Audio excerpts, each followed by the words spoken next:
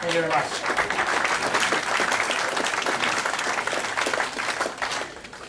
And you'll be pleased to know Dave, another dairy farmer, followed by morning tea. So we won't try and keep you too long, Dave, so we'll try and represent the dairy industry as best we can. Thank you very much, everyone, for having me here today to talk about my topic, and I'm really appreciative of the Nuffield experience that I've had over the last 12 to 18 months. It's been absolutely a fantastic opportunity. So my topic was dairy cooperatives, and more importantly, as I went along, was board structures and our supplier relationships. And we've heard two presenters this morning that have touched on some of these problems. Really hit home to me that the dairy cooperatives and the processing facilities is very important, but to me that came out of the thing was the leadership and board structures and supplier relationship, and that was paramount to my topic. I'm really appreciative of Rabobank, my sponsor. It was a fantastic sponsor, and I had some great networks across the countryside. And here I'm standing at Rabobank in the Netherlands, and this is where cooperative Rabobank started. This is the head office. And the person I'm standing there with is Bert Merrins, and his father was one of the founding members of the council that started the cooperative. And I had a great, fantastic opportunity to talk with him and talk about the cooperative philosophy and what it meant to them in the Netherlands and starting farming in the community, about what you put in. You don't often have to take out, but you can see people grow from that. So it was a great opportunity to meet with Bert, and I thank Rabobank very much. So who am I and where am I from? I'm Adam Jenkins, obviously, from South Purrumbete, southwestern Victoria, and I'm a dairy farmer. And I run a self-sustaining system with my wife and family operation. We run 240 crossbred cows, and it's a low-input grass-based system. So what we're talking about here is self-sustaining means we only buy in grain when we need to. So most of our grazing is done on a low-input grass-based system. And a year like this, when we've got a low milk price and a high grain price, these systems come into their own. I'm a young farmer. We've only been farming for about 8 years. So we had to take a low-risk strategy to enter the industry.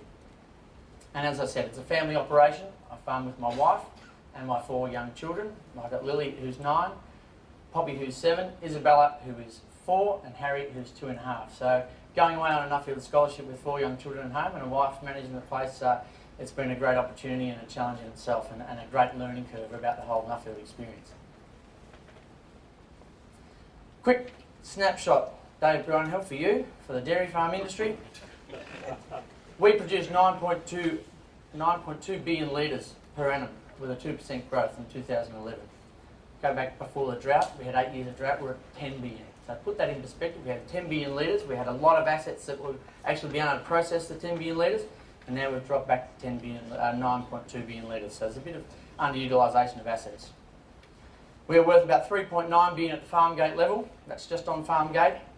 At the moment this year, we had 43% of our products were exported and 7% went into the domestic market. Go back a couple of years ago again, say 8 years ago, it was probably a little bit reversed. We had probably 57% going to export.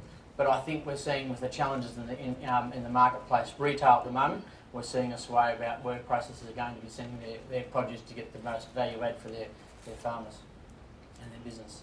And 2.9 billion export value, and particularly in Victoria, where I come from, it's a very competitive environment for milk, and we're the largest exporter out of the Port of Victoria, with $360 million worth of produce going out of Victoria ports every year in dairy produce. Just a quick snapshot of how our farms have changed over time.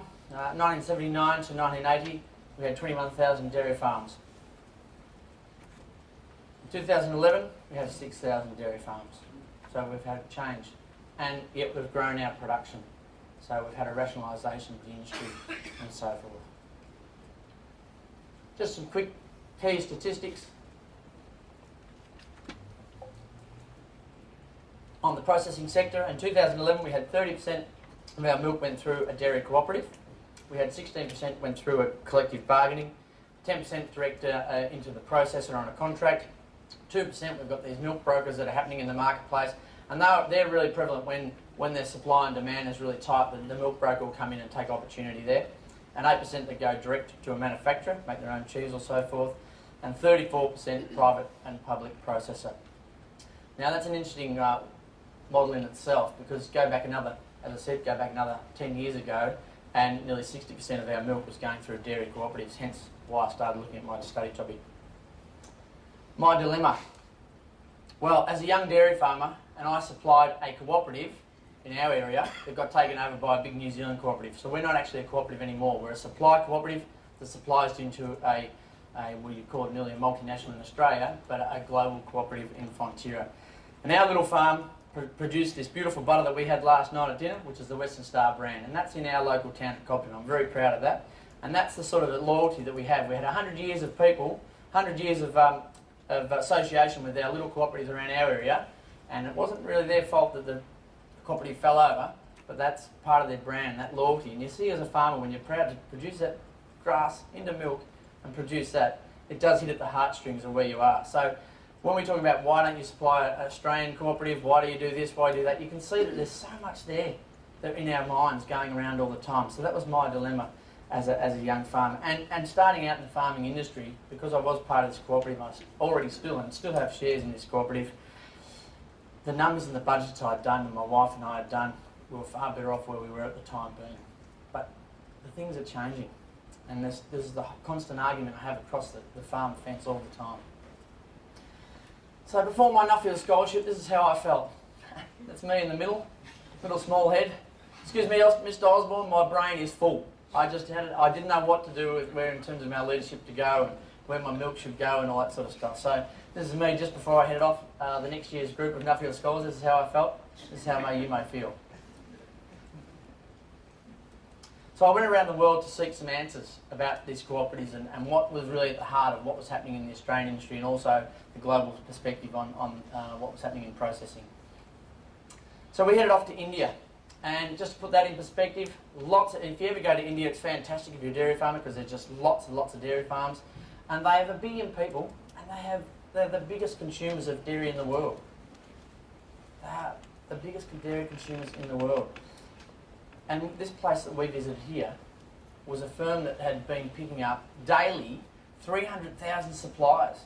300,000 suppliers per day. It takes 13 hours to get the milk into the processing factory, and that factory processes the milk and ends up on the export market or wherever it goes into ice cream. When we witnessed those ice cream sipping mods, it was an interesting taste in itself. But the point I want to make, is that my milk has to be cooled at 2 degrees by the time I'm nearly finished milking, and we have strict EU controls around that, and it's very structured and processed around regulation about our milk. So we're all competing in a similar market, so just interesting and seeing the cooperatives and the structures that they have there. Then we went on to obviously Bahrain and just the completely different perspective from India into Bahrain and the money and the capital that's going in there and infrastructure. Then we look at the Palouse country up in Washington State and just how fantastic and how all the support mechanisms and the government policy and the farming community are just growing food, and they're going for it. It's just the most beautiful food bowl I think I've ever witnessed in the world. I know Australia's fantastic, but this was just an amazing country to go through and see the cooperative spirits and the infrastructure. And even if it's a private processor, you know, we visited an orchard in Washington State. He was a private processor, but he had this cooperative spirit or community spirit where he'd gone and built a whole facility for his workers to live in, and they were Mexicans. And he has generations of Mexicans coming through them, and it's just just great. They have a life, they have a future ahead of them.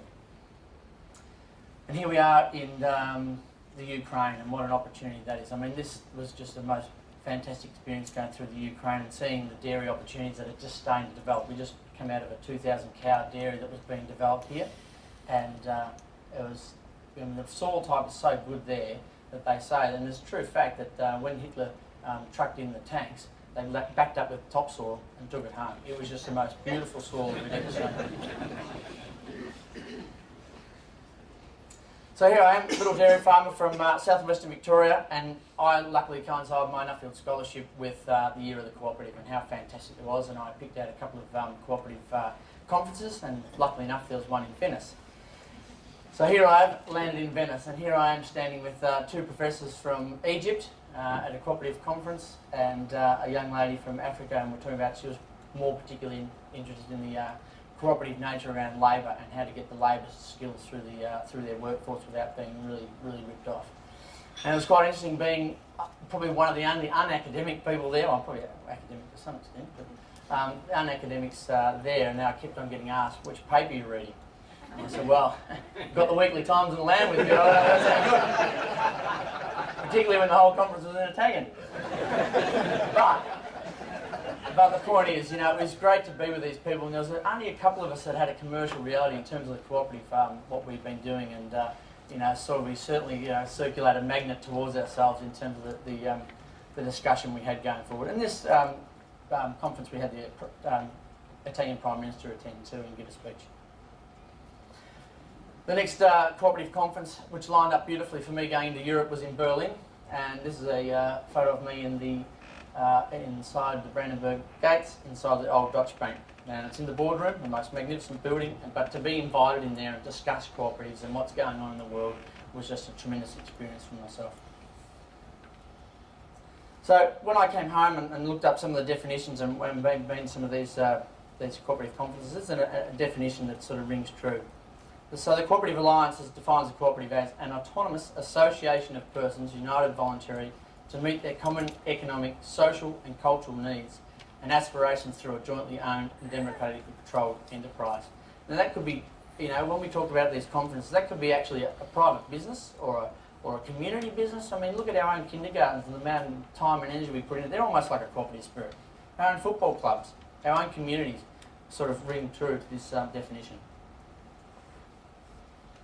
Here I am again. I caught up with Bert at his place, and he said, "Do you like riding horses?" I said, "After last night's photo, you probably think I don't." I said, "I don't mind a horse ride." He said, "Look, if you meet me in the morning, I do need to take out and work these horses." So I ride them. There's two beautiful black Friesland horses, and he's a keen buggy rider. None of his kids or his wife like to go out riding.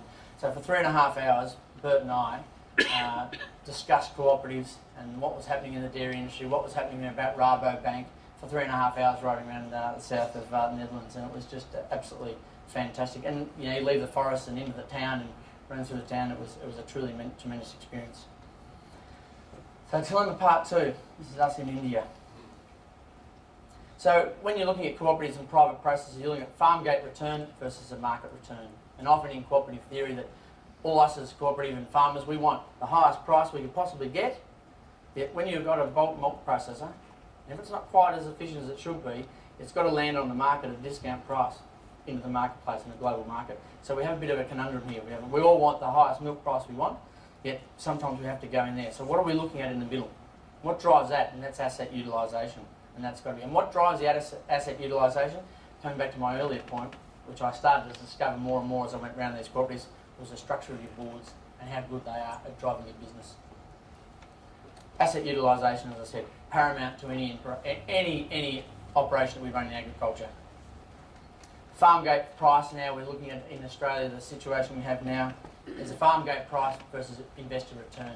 And as our companies start changing and as our cooperatives are starting to get other equity inside, is the farm gate price being sacrificed for investor return? And there's going to be a balance in it. Professor Eckhard would say, a fellow out of the US would say that we need to match up, everyone have a little bit along the supply chain, and we all can then invest in our own businesses rather than one person taking it for the sake of another.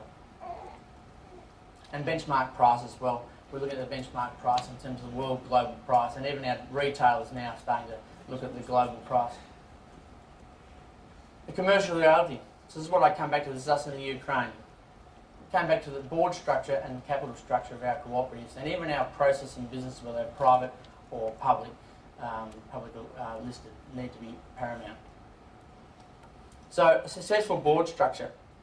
And the reason why I've started to concentrate more and more on this is we've seen cooperatives in Australia move into a publicly listed domain, but they've been able to maintain a board structure that still has a farmer representation on it, and I think that's very important going forward. Yes, it's tricky when you weigh up the farm gate versus investor return, but we started to look at this scenario, and I think it's very important. Succession planning. Even in our political organisations, even in our private communities and our things, succession plan, bringing that next generation, having a mix of ages, I think is absolutely paramount in our business.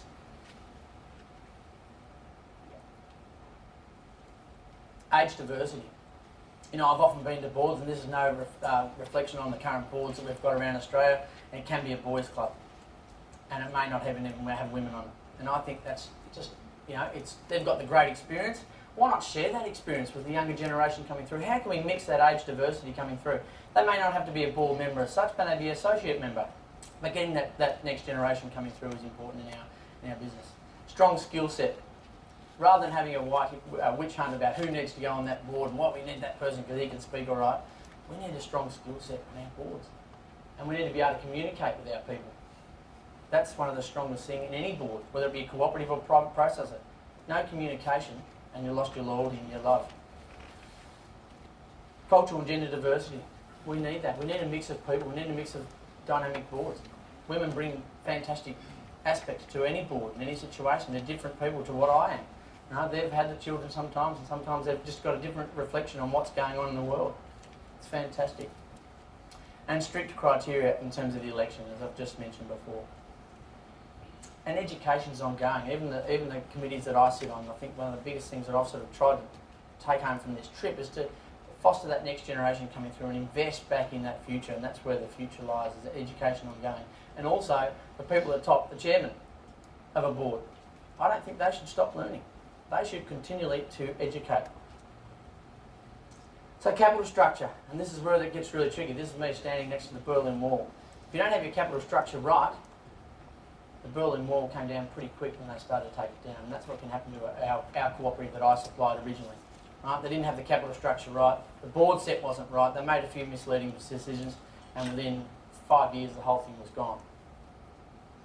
So there's a traditional type of capital structure, is $1 in, $1 out, you pay your dollar, you become a member, and you're part of the cooperative. Production based, which is a bit like the New Zealand cooperative, that you backed up shares on how many milk solids or whatever litres you put into your cooperative. And some shares are capped at a fixed rate. This is particularly common in Europe, so if you shared up to a certain value, which you might put 50,000 over a certain amount of time, taking out your milk price, and that stops in your cooperative, and that's your amount that you've left in there in your cooperative. And the hybrid investor-owned firm, that's what we're seeing more and more in Australia, that we can't get the capital. So one of the scenarios with some of these systems is that we get to a retirement age and we want that capital, which is like a superannuation fund, and we pull it out. So as the next generation may not have had enough capital in there, or if you've had drought or something, you need that constant capital coming in to your enterprise to reinvest in your to make sure you're efficient at that utilisation asset perspective. The risks that I see, and I found it going across the world, this is us standing as a family. We met up in the family after I'd travelled a long time in the UK, which I was very fortunate to travel with my wife and family. This is the hybrid models. As I said, risk versus return and farm gate return. That is a risk. Right? We can have investors pushing down milk price for the sake of a good return. Governance. I think this was, as well as it's so important, it's also a huge risk. You don't get your governance right and you can blow your cooperative or any business very quickly. And equity. Right? That equity is always a challenge in any business, and how whether you bring it from outside or you cause it and you make it up in your own cooperative. And as a young farmer, do I have enough to put in or not? So the light bulb moment for me from my Nuffield was when I visited Rob Blatchford's place. I went for a ski. It was not to go skiing when you haven't skied for 20 years, and I've torn the inside of my leg right through my stomach, and that's a Nuffield experience I won't ever forget. But anyway, the cooperative structures and agribusiness, success factors. Good board structures. That was the most thing that I took out of my, whether it be cooperative or private processing. No, you don't have the right governance, you're not going to get there. Asset utilisation and efficiency. It is paramount to any business. And appropriate capital structure. And your communication with your supplier engagement. That's very important. Oh, what's happening? Here you go. Just a quick reflection of my Nuffield experience. Here we are in India at Kargil, just a beautiful new building, and this is where we're talking about the growth in India. With 1 billion people in the population, and this middle class growing only needs to grow at 1%, and all of a sudden we've got another huge amount of people that require food and dairy in particular. And then you've got this down the road. This is where the Nuffield experience really hit me. It just tore me apart, really. I've got 4 young children, and just seeing the young kids, we were walking around this, that Nicola even showed last night, we were walking around this particular place and there was a baby being born amongst this stuff. But the kids were happy. They didn't have any money, but they were so happy and they were smiling. And it was just a tremendous experience to go back into Asha at New Delhi and just give a bit of our time and get a bit of an understanding of the cultures and things that we're dealing with in a global perspective. Great photo of Rob Blatchford there. But this is really in the south of France, and I want to just, the reason why I put this is not because it's such a great photo, but just looking at the love of food that the French have and how they take it from paddock to plate. And when you're tasting that food, you feel like you're just really involved in that whole story. And that was prevalent to us, and even in their supermarkets was the same thing. So that was a good message for me to bring home. And that's us in the Argentina when I travelled on my own. We have the diesel sniffer guy here, who's J-Law, who actually loves chopping up the silage and all that sort of stuff. And and there's the dairy farmers looking at the quality of the protein and all that sort of stuff. So a great mix, and I had a tremendous opportunity to travel through the Argentina with a global dairy farmers group. Here in Chile, just looking at the supply chain in Chile. And here we are in the UK.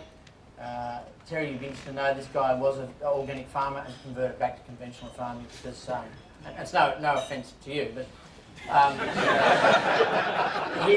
he did mention I knew Terry here before he had hair, and now he's been chair of Nuffield for 2 years, so he's probably us going through. But no, it was a market dynamic. In the UK, it was interesting that the cooperative doesn't get a price per se. You get the cooperative price who you supply in. Outcomes, knowledge into practice. I've been able to put our co-op and board structures into place, coming home, get involved in our little supply company even more. New milk supply agreement, this is all to be launched in the next little while that I've been involved with. New structure on the board and looking at new critical election process and also ongoing education. Looking at how we do get an economic interest in our supply chain, how you get part of that value add as a business, and the ability to build equity as a supply cooperative. And some more photos of India. Love that photo, beautiful. And thank you to my GFP group. This is in Ukraine. Oh, go back one. And obviously, thank you to my beautiful wife and my young family. And I thank my wife profusely because she, in terms of the Nuffield experience, she stood up and ran the farm while I was away for 6 weeks, and then another 5 or 6 weeks before she joined us and flew from Melbourne to London with 4 kids on her own for us to have a bit of a holiday. So thanks, Kath, very much for that experience. And there's my family, so thank you.